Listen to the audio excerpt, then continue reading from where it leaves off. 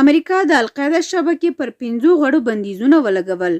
د امریکا د خزانه وزارت د القاعده شبکې پر 5 غړو بندیزونه ولګول. د امریکا د خزانه وزارت ویلي دی چې د القاعده د ملاتړو له ترکیې څخه بهر کار کوي او د یادې ډلې توندلارو ته مالی مرستې برابرولې. د امریکا د خزانه وزارت په اعلامیه کې راغلي دی چې د القاعده لپاره د مالی مرستو اصلي تسهیل کوونکي مصري مدافع وکیل مجیدی سلیم، مصري تبع نصرالدین آلعزلانی، نورالدین مسلحان او د ترکیه ادوا سیبرل ګویل او سونر ګورلین القاعده ته د مالی مرستو په برابرولو تورن شوي دي. د امریکا د خزانه وزارت د دې اقدام له مخې د یادو کسانو ټولې شتمنۍ په امریکا او هغو ځایونو کې چې د امریکا تر اثر لاندې دي له حقیقي او حکومي کسانو سره په مستقیم او غیر مستقیم ډول د هغو 50 سلنه او تر هغه زیاته شتمنۍ کنګل کیږي.